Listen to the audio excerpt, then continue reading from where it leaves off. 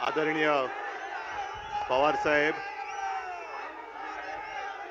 माझे मित्र नाना पाटोलेजी, थोरात साहेब, देशमुख साहेब,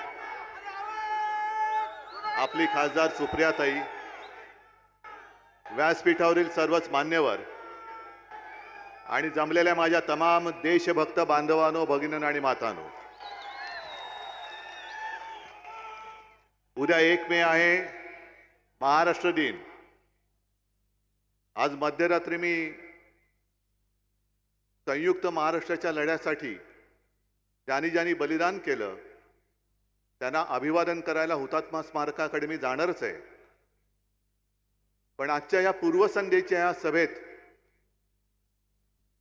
नुसतं हुतात्म्यांना अभिवादन करून नाही चालणार. आपल्याला सगळ्यांना शपथ घ्यावी लागेल की ज्या महाराष्ट्रासाठी स्वतःच्या जीवाची पर्वा न करता बलिदान करून आपल्याला मुंबई मिळवून दिली, महाराष्ट्र मिळवून दिला, ते हुतात्मे आपल्याकडे बघतायत.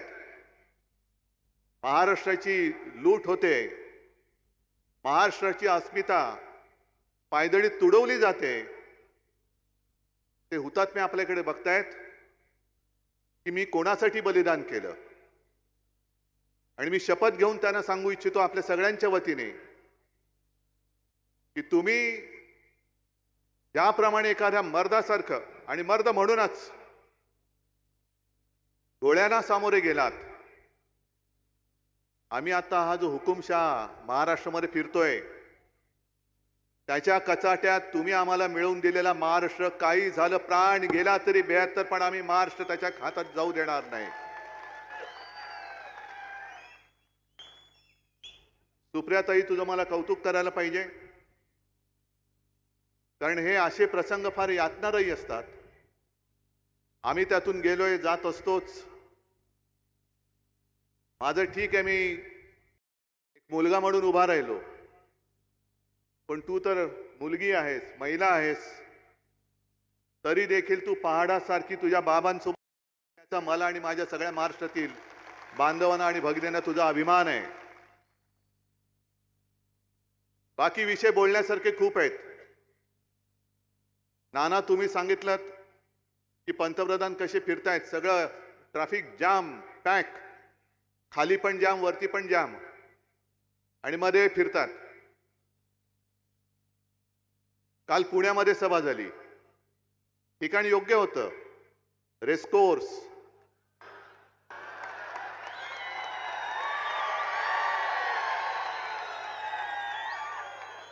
कारण त्यांना झोपेमध्ये सुद्धा घोडेबाजारच दिसतो. पण कोणीतरी सांगायला पाहिजे होतं की हे घोडे वेगळे आहेत, आणि तुम्ही ज्यांना घोडे म्हणून घेतलात, कितीला रे? ते घोडे नाहीत, ती खेचरे आहेत, गाढवं आहेत ओझी वाहणारी. आणि खरे घोडे हे अश्वमेधाचे असतात, रथाचे असतात. नाही, त्याला घोडा नाही लागत. नाही म्हणजे टरबुजाला हातगाडी लागते, हातगाडी.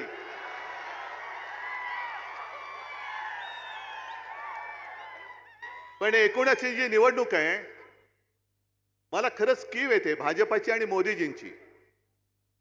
कारण मोदीजींबरोबर माझ्याही सभा झाल्यात, 19ला झाले, 14ला झाले. पण मला नाही आठवत तेव्हा इतक्या वेळेला मोदीजींना महाराष्ट्रात यावं लागलं होतं. आणि आज मला आठवत आहे की त्या सभांमध्ये माझाही उल्लेख त्यांनी माझे लहान भाऊ म्हणून केला होता.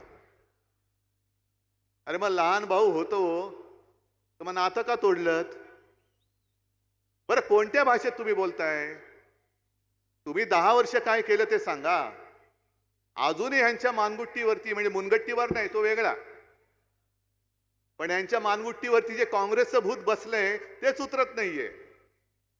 10 वर्ष झाली मोदीजी तुम्ही पंतप्रधान आहात, चिमटे काढून बघा. जनतेला चिमटे काढताय ना महागाईचे, त्याच्यापेक्षा स्वतःला काढून बघा की तुम्ही खरंच पंतप्रधान झाला होतात, कारण आता तुमची खुर्ची जाते. पण यांची भाषा एवढी खाली आले. काल ते काय म्हणाले, मला असं वाटतं कारण आज अजित पवार म्हणाले की पुढच्या सभेत मी त्यांना विचारीन की भटकती आत्मा ते कोणाला बोललेत. आहेत भटकती आत्मा तुम्ही कोणाला बोललात? पवार साहेबांना बोललात. मग जसे भटकती आत्मा असते ना तसं काही एक वखवकलेला आत्मा सुद्धा असतो, बुभुक्षित आत्मा असतो.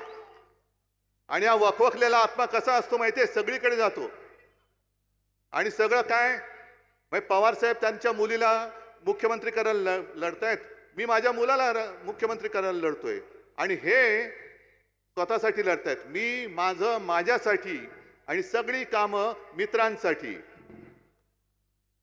आम्ही आमच्या मुलांसाठी लढतो आहोत. त्यानं मुख्यमंत्री करायचं की नाही हे जनता ठरवेल. कारण मुख्यमंत्री बनायला लोकांची मतं लागतात. ते एका फोनवर जसं तुम्ही बीसीसीआयचा अध्यक्ष केले शहानी त्यांच्या मुलाला, तसं मुख्यमंत्रीपद नाहीये. पण हा वखवकलेला आत्मा सगळीकडे फिरतोय महाराष्ट्रामध्ये. 15, 20, 25 किती सभा घेत आहेत. पण जर त्या वखवकलेल्या आत्म्याला जरा जरी संवेदना असतील तर जिथे जिथे फिरतायत तिथे तुमच्या नादानपणामुळे या शेतकऱ्यांनी आत्महत्या केल्या त्यांच्या आत्म्यांकडे बघा, त्यांच्या घराकडे बघा, त्यांच्या घरातल्या तुटलेल्या मंगळसूत्राकडे बघा. शेतकऱ्याचं उत्पन्न तुम्ही दुप्पट करणार होतात. उत्पन्न दुप्पट तर झालंच नाही, पण त्याच्या उत्पादनाचा खर्च वाढला, तो दुप्पट झाला, तिप्पट झाला. आणि आज तुम्हाला महाराष्ट्रामध्ये ठाण मांडून बसण्याची जी वेळ आलेली आहे. पण महाराष्ट्र भोळा आहे, साधा आहे, दिलदार आहे. पण महाराष्ट्र कृतज्ञ नाहीये, अजिबात नाही. आणि महाराष्ट्र गद्दार नाहीये. महाराष्ट्राची परंपरा ही शूरांना वंदन करण्याची आहे. म्हणून ते जे आहे ना, शूरामी वंदिले, आज भाजपचं जे चाललंय ते चोरामी वंदिले असं चाललेलं आहे. सगळ्या चोरांना ते वंदन करतायत. आणि कदाचित मोदीजींना माहिती असेल किंवा नसेल, पण असाच एक वखवकलेला आत्मा 300-350 वर्षापूर्वी गुजरातमध्ये जन्मलेला दाहोदमध्ये तो आया आग्रा महाराष्ट्रावरती आलेला चालून. कोण? कशासाठी आलेला? छत्रपती शिवाजी महाराजांनी स्थापन केलेलं हिंदवी स्वराज्य चुरडून टाकण्यासाठी तो आला होता. महाराष्ट्र गिळायला आला होता. अहो 27 वर्ष औरंगजेब आग्रा सोडून महाराष्ट्रामध्ये आला. त्यांनी परत कधी आग्रा बघितलाच नाही. इकडेच नुसता त्याचा आत्मा अजूनही भटकत असेल, कुठेतरी अजूनही भटकत असेल. ही अशी वखवक एवढी बरी नाही. त्या एका लोकांनी तुमच्यावरती विश्वास टाकला. म्हणे पवार साहेबांनी काय केलं? मी तर दर सभेमध्ये विचारतो, ग्रामीण भागामध्ये. मला इथे कल्पना नाही, कारण आता पुणे सुद्धा असं वेडवाकडे वाढलेलं आहे. ग्रामीण भाग कधी संपतो आणि शहरी भाग कधी संपतो, ग्रामीण कधी सुरू होतो, मला कल्पना नाही इकडे. कारण बऱ्याच वर्षानंतर पुण्यात सभा घेतोय. त्याच्यामुळे मला माहित नाही इकडे काही शेतकरी आले असतील किंवा नसतील. आलेत का? नाही, खरंच आलेत.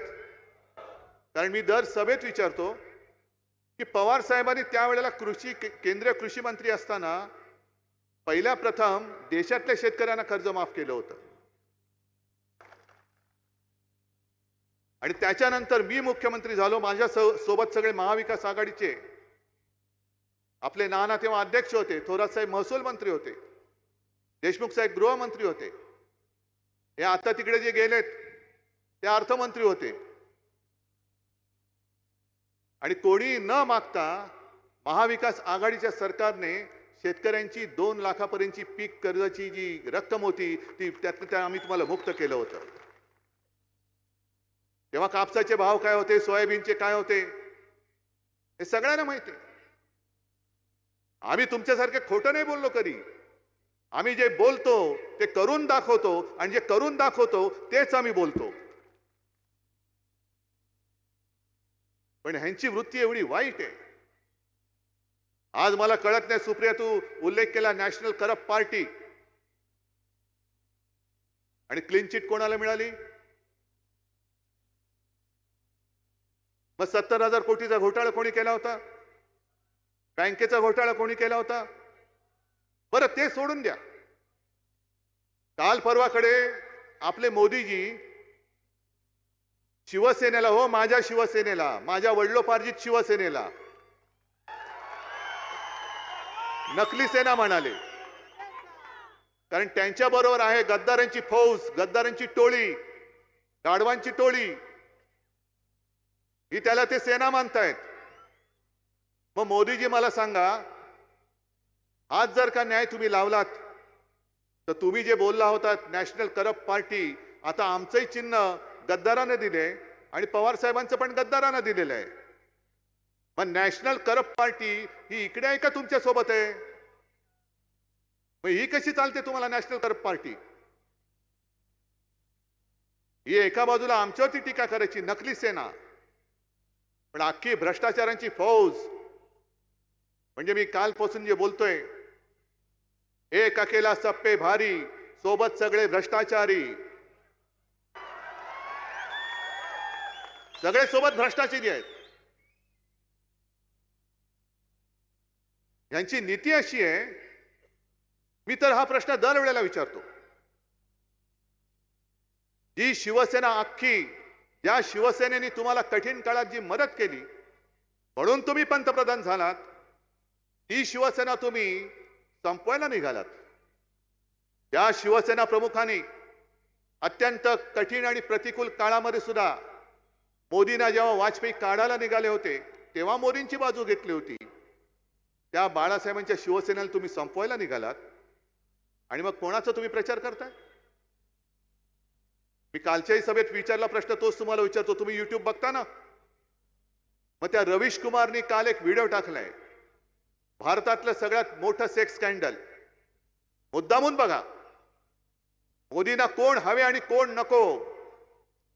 त्या कर्नाटकामध्ये देवेगौडांचा नातू प्रज्वल रेवण्णा, त्याचं ते सेक्स स्कॅन्डल, त्याच्या चित्रफिती मागून चित्रफिती आलेल्या आहेत आणि मोदीजी त्याचा प्रचार करतायत. ह्याला मत द्या म्हणजे मला मत मिळेल, त्यांना मत मिळेल. त्या रेवन्नाचे हात बळकट करा, कशाला आणखीन फिल्म काढायला? अशी सगळी माणसं, ते तर झालंच, ही यांची नीती. आणि वरपासून खालपर्यंत, म्हणून मी यांना फेकड फाकड जनता पार्टी म्हणतो. ते उगाच नाही बोलत, मुद्दामून बोलतोय त्यांना. मी फाकड एवढ्यासाठी म्हणतो कारण यांनी कधी कोणताही विचार दिलेला नाही, कोणताही आदर्श निर्माण केलेला नाही अशोकरावांचा सोडला तर. ना नेता दिला, ना विचार दिला. आणि स्वातंत्र्याच्या लढ्यात तर ते कधीच नव्हते. उद्याच्या 1 मेच्या संयुक्त महाराष्ट्राच्या लढ्यामध्ये सुद्धा तेव्हाचा जनसंघ सामील झालेला नव्हता. कारण माझे आजोबा त्यावेळेला अग्रणी होते. शिवसेना प्रमुख तेव्हा शिवसेना नव्हती, पण माझे वडील म्हणजे बाळासाहेब, माझे काका म्हणजे श्रीकांत ठाकरे, हे सुद्धा माझ्या आजोबांच्या खांद्याला खांदा लावून लढत होते. आणि हा इतिहास 300-400 वर्षापूर्वीचा नाहीये, हा आता 60-65 वर्षापूर्वीचा आहे. जनसंघ त्यावेळेच्या संयुक्त महाराष्ट्र समितीमध्ये सामील झाला होता. पण कशासाठी? घुसायचं आणि काय मिळेल ते घेऊन बाहेर यायचं. संयुक्त महाराष्ट्र समितीमध्ये तो सामील झाला आणि जेव्हा निवडणूक लढवण्याची वेळ आली तेव्हा सुद्धा आत्ता सारखाच जागा वाटपावरून घोळ करून पहिली जी संयुक्त महाराष्ट्र समिती कोणी जर का फोडली असेल, ते पाप कोणी केलं असेल तर या भाजपच्या तत्कालीन बापाने म्हणजे जनसंघाने केलेला आहे. म्हणजे यांचा महाराष्ट्र द्वेष हा तेव्हापासूनच आहे. काल माझी जी सोलापूरला सभा झाली, आज मोदीजी धाराशिवला, म्हणजे त्यांच्या भाषेत उस्मानाबादला होते. मी मोदीजींना जाहीर विनंती म्हणा, आव्हान म्हणा, आवाहन म्हणा, आव्हान म्हणा, त्यांना मी म्हटलं होतं, शिवसेनेचं जे एक मशाल गीत आहे, त्या मशाल गीतामध्ये तुमच्या सगळ्या अशा ज्या घोषणा आपण देतो ती घोषणा आहे जय भवानी जय शिवाजी. हे मोदींचे जे घरगडी आहेत निवडणूक आयोग, त्यांनी त्यातल्या जय भवानी शब्दाला आक्षेप घेतला. नाही म्हणे तो काढा. म्हटलं कसं काढा? तो जर का काढला तर यांची जी काही बिन आत्म्याची शरीरं फिरतायत तशी आमची अजून झालेली नाही. आमच्या शरीरात आता आजही आत्मा आहे. जय भवानी जय शिवाजी आमचा आत्मा आहे. ही बिना आत्म्याची जी भटकती शरीरं फिरतायत त्यांना जय भवानी जय शिवाजीचं महत्व नाही कळणार. आणि मोदीजी काय सगळी जी नाटकं करतायत, समुद्राच्या बुडाशी जाऊन आले द्वारकेच्या इकडे, जा ना, चांगली गोष्ट आहे. जय श्रीराम, आम्ही जय श्रीराम म्हणतो, बजरंगबली की जय आम्ही म्हणतो, पण तुम्हाला जय भवानी बद्दल एवढा मत्सर का?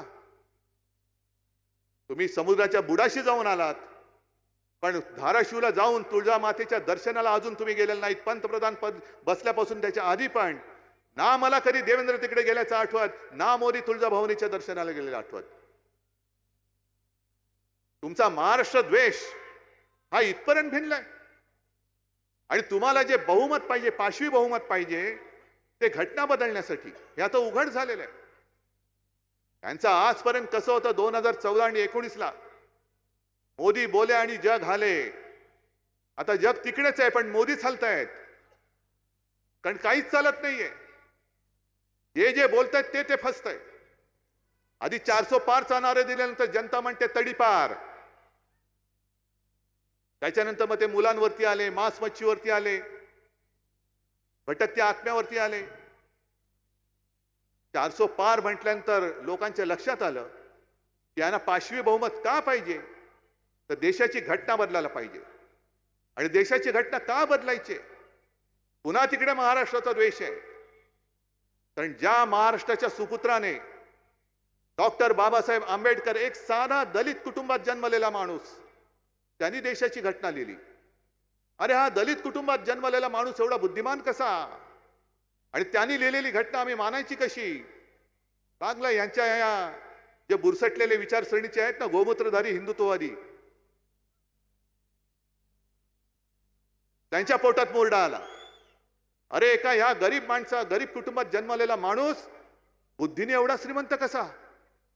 आणि त्या श्रीमंतीला तुमची ईडीबीडी काय करू शकत नाही, कारण ती श्रीमंती वेगळी आहे. त्या श्रीमंतीचं मोजमाप हे तुमच्याकडनं कधीच होणं शक्य नाहीये.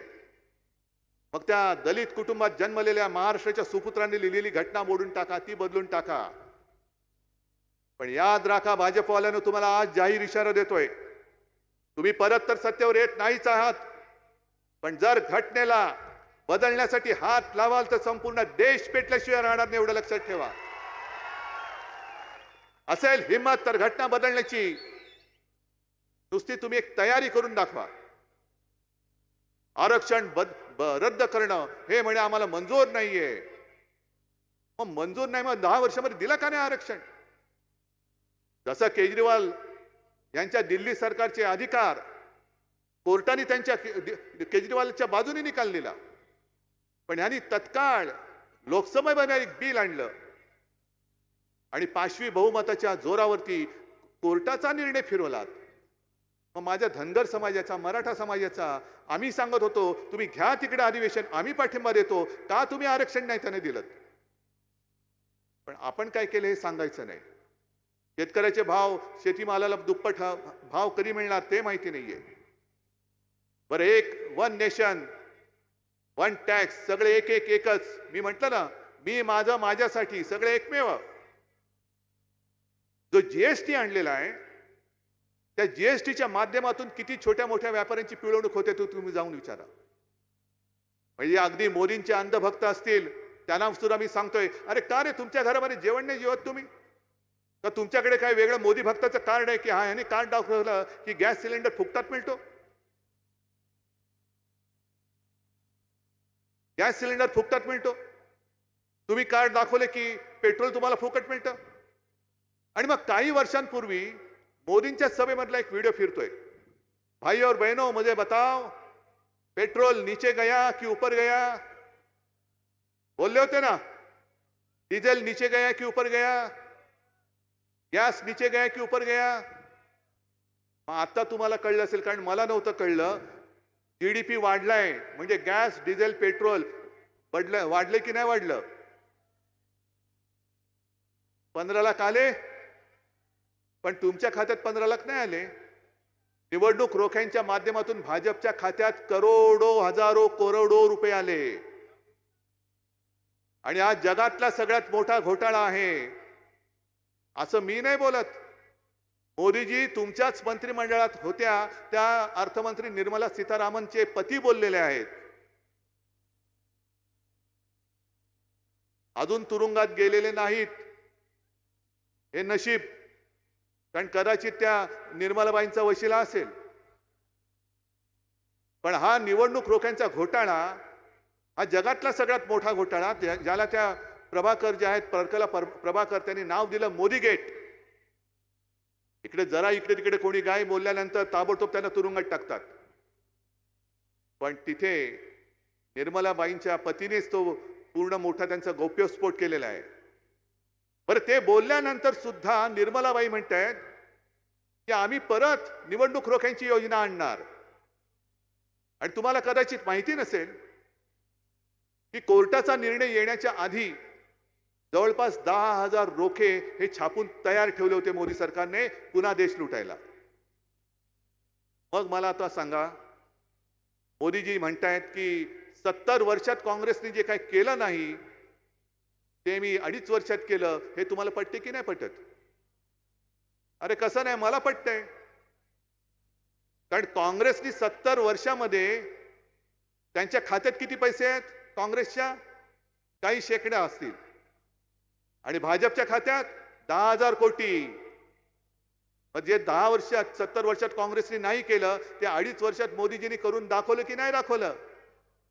देश कोणी लुटला, काँग्रेसनी का भाजपनी? लुटला ना. मग अशा या देशाच्या लुटारूंना महाराष्ट्र साथ देईल? तुम्हाला महाराष्ट्र लुटणारा पाहिजे की महाराष्ट्र जपणारा पाहिजे? तुम्हाला महाराष्ट्राची अस्मिता जपणारा पाहिजे की महाराष्ट्राची अस्मिता पायदळीत तुडवणारा पाहिजे? आणि अजूनही कोणाला जर का खोटं वाटत असेल तर मी आत्मविश्वासाने सांगतो की येत्या निवडणुकीमध्ये भाजपा तडीपार होणार म्हणजे होणारच. इंडिया आघाडीचे 300च्या वरती खासदार निवडून येणार म्हणजे येणारच. कोणाचा विश्वास नसेल पण तुम्हाला आणखीन एक गोष्ट सांगतो. काही वर्षापूर्वी भाजपचे संपूर्ण देशात फक्त 2 खासदार होते. तेव्हा जर का कोण बोललं होतं की भाजपचे आज 2 खासदार आहेत, बघा तुम्ही काही वर्ष त्यांचे 300च्या वरती खासदार येतात की नाही, लोकांनी वेड्यात काढलं असतं. आज मी सांगतो यांचे 300 खासदार आहेत, ते परत 2 खासदार झाल्याशिवाय राहणार नाही. पण हे 2 कोण निवडून आले पाहिजे तुम्हाला माहितीये? हे 2च निवडून आले पाहिजेत. असे 2च आले पाहिजेत कारण त्यांना दिसलं पाहिजे की संपूर्ण बाकी जेवढे खासदार आहेत ते इंडिया आघाडीचे बसलेले आहेत. द्या उत्तर त्यांना. आणि हा बदल तुम्ही करू शकता. हा बदल करू शकता, नक्की करू शकता. एका बोटाच्या ताकदीवरती तुम्ही या हुकुमशाला गाडू शकता. ही ताकद तुमच्या बोटामध्ये आहे. आणि या बारामती मतदारसंघात जे काही घडतंय हे फार क्लेशकारक आहे. म्हणजे मी बोललो ना, घर फोडणारी सगळी वृत्ती आहे. खरं म्हणजे यांना कोणी लग्नामध्ये बोलूच नाही. कारण हे लग्नाला जातील, श्रीखंड पुरी पुरणपोळ्या किती खाता बरे? मी 25, मी 50. खातील पितील, ढेकर देतील आणि नवरा बायकोत भांडणं लावून पुन्हा दुसऱ्या लग्नात जेवायला जातील. त्याच्यामुळे पुन्हा निवडून येता कामा नयेत. मी आज इकडे सुप्रियाताईच्या मतदारसंघात आहे, पण बाजूला आपले कोण आहे? दंगेकर. आणि त्यांनी एक चमत्कार करून दाखवलाय. आता मोठा चमत्कार करायचा आहे. अरे आहेत ना, आता तुम्हाला मोठा दंगा करायचा आहे. म्हणजे तसा दंगा नाही लोकसभेमध्ये. मग इकडे दंगेकर आहे, सुप्रियाताई आहे, तिकडे अमोल आहे, बाजूला संजोग वगैरे आहेत. सगळीकडे हा पूर्ण पट्टा सातारा बितारा सगळा भगवा भगवा भगवा, म्हणजे छत्रपतींचा भगवा. सोबत हा तुतारी फुकणारा मावळा आणि हातामध्ये मशाल. आणि ही लढाई कशी आहे एवढंच फक्त तुम्हाला सांगतो की भाजपची वृत्ती कशी आहे. काय काय म्हणी अशा असतात की त्याचा अर्थ कळत नाही, पण अनुभव आल्यानंतर कळतो. आणि म्हणूनही तुम्हाला मुद्दामून गोष्ट सांगतोय. एक मोठा डेरेदार वृक्ष होता. आता किती वर्षाचा मी काय बोलत नाही, तर पवार साहेब म्हणतील की अजून मी तरुण आणि तरुणच आहात तुम्ही, कारण तरुणाला लाजवेल असा उत्साह आहे तुमच्यामध्ये. त्याच्यामुळे तुमचा आणि झाडाचा वयाचा संबंध नाही, पण एक शेकडो वर्षाचं झाड होतं, चांगलं मोठा त्याचा बुंदा, हे ठेव. मोठा त्याचा बुंदा होता, असा विस्तार होता, पानं फुलं छान डवरून यायची, प्रत्येक सीझनला पानं झडायची, नवीन पानं यायची, फळं यायची. मग झाडावरती काही बांडगुळं होती, काही माकडं खेळायची, काही पक्षी होते तिकडे. पक्षी तर दरवर्षी तिकडे घरटं बांधायचे आणि अनेक पक्ष्यांच्या अनेक पिढ्या त्या झाडावरती जन्माला आल्या होत्या. पण त्या गावात एक व्यापारी होता आणि तो व्यापारी काय करायचा, यायचा आणि झाडाच्या फांद्या, झाडाच्या बुंद्याची लाकडं तोडून घेऊन जायचा, फर्निचर बनवायचा आणि जणू काही लाकडं मीच केली, लस पण मीच केली, लाकड पण मीच बनवली, असं करून स्वतःचं लेबल लावून बाजारात विकायचा.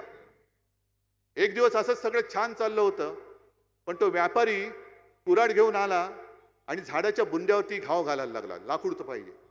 सगळे चित्कारायला लागले, पक्षी चित्कारायला लागले, माकडं घाबरली. पक्ष्यांना वाटलं आता या झाडाला किती यातना होत असतील, किती वेदना होत असतील. एक पक्षी जो होता तो झाडाबरोबर बोलायचा आणि त्याला सांगितलं की अरे दादा, तुला खूप वेदना होत असतील ना रे. झाडाने काय सांगितलं, नाही हे लाकूड तोडतात त्या वेदना मी सहन करतो, पण खऱ्या यातना कशामुळे होत आहेत, तो व्यापारी जो कुऱ्हाड वापरतोय ना, त्या कुऱ्हाडीचा दांडा माझ्या लाकडाचा बनलेला आहे. ही व्यापारी वृत्ती. या झाडाचं लाकूड तोडून तेच झाड तोडायला लावताय, तुम्ही तोडू देणार आहात? अरे ज्यानी बोटाला धरून चालायला शिकवलं, चालायला लागलाच म्हणून काय लाथा मारायला लागलास? जर बोट मध्ये सोडलं असतं तर एक पाऊल पुढे जाऊ शकला नसता. या पुढे सुद्धा तो एक पाऊल पुढे जाऊ शकणार नाहीयेस. कारण जसं मी शिवसेनेच्या बाबतीत सांगतोय की मोठी केलेली माणसं गेली, पण मोठी करणारी माणसं आज सुद्धा माझ्या सोबत आहेत आणि ती माझ्या समोर बसलेली आहे. ज्यांना तुम्ही मोठं केलं त्यांच्या डोक्यात हवा भरली असेल, ते गॅसचे पुढे जाऊ द्या, सोडून द्या गॅसचे पुढे, त्यांचा गॅस सुटला का खाली येतील. पण तुम्हाला महाराष्ट्राचा स्वाभिमान विकता येणार नाही. तुम्हाला तुमच्या मतांची किंमत ठरवता येणार नाही. मताची किंमत तुमची कोणी ठरवू शकता कामा नये. आणि म्हणून तुम्ही एकच मगाच्या गाण्यामध्ये घेतली ना, तशी एक वज्रमूठ ही मला आवडून दाखवा की हे व्यापारी मंडळ किती जरी फिरलं, महाराष्ट्रात त्यांनी किती जरी ठाण मांडला, तरी जिथे मशाल असेल तिथे मशाल, जिथे हात असेल तिथे हात, आणि जिकडे उद्या आपल्या विजयाची तुतारी फुकणार आपला मावळा असेल तिकडे तुतारी फुकणारा मावळा. बस, दुसरं चिन्ह कोणतेही नाही. जय हिंद, जय महाराष्ट्र. बारामती लोकसभा मतदारसंघाच्या